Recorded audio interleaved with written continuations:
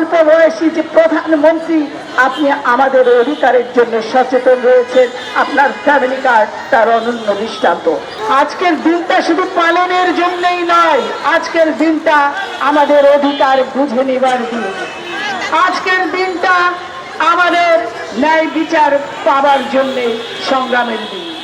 8ই March হলো আমাদের কর্মঘণ্টা পুরুষের সমান হতে হবে, আমাদের মজুরি সমমজুরি হতে হবে।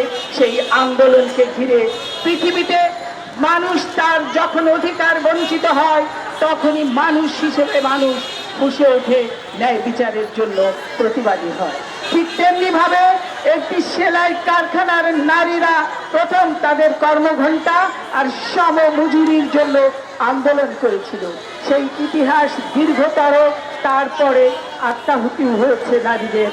এরপরে পেয়েছি আমরা এই মহান 8ই মার্চ। এই 8ই মার্চ জাতিসংঘ এই বাংলাদেশে 1973 সাল থেকে পালিত নারীকে আমাদেরকে সেই জায়গায় পৌঁছাতে হবে যেখানে নারীর অধিকার। এবারের প্রতিপাদ্যে আরেকটি বিষয় এসেছে জোরালোভাবে, নারীর অধিকার, নারীর জন্য সুবিচার এবং তার কর্ম। আর এই কারণেই আমরা আমাদের ভোট দিয়ে একজন ইয়াং এনার্জেটিক, যিনি বাংলাদেশের বাইরে থেকে 34, 35 সানবিট 1 চামচে 30+ বাসন পরিষ্কার নারী সমাজকে উদ্বুদ্ধ করেছিলেন, যার দিকে তাকিয়ে আমরা ভয় ডর ভুলে গিয়ে বাংলাদেশের নারীরা সফল করেছিলাম বাংলাদেশের আন্দোলন। 24-এর আন্দোলনে যখন কন্যা সন্তানটি রাস্তায় নেমেছিল, তখন তার মায়েরা ঘরে থাকতে পারেনি।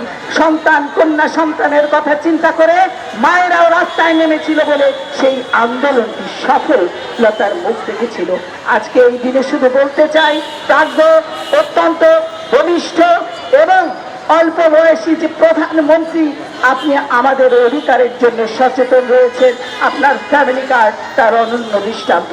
আপনার হাত ধরে বাংলাদেশের নতুন কিছু দেখতে চাই এবং নতুন কিছুর জন্য আমরা আপনাকে সহযোগিতা করব, এই আশাবাদ ব্যক্ত রেখে সকল বঞ্চিত নারীদের অধিকার পুনর্জীবিত হবে, এই আশাবাদ ব্যক্ত রেখে আমি সকলকে সংগ্রামী শুভেচ্ছা জানিয়ে শেষ করছি। খোদা হাফেজ। বাংলাদেশ জিন্দাবাদ, বাংলাদেশ জাতীয়তাবাদী মহিলা দল জিন্দাবাদ। 8ই মার্চ সফল হোক।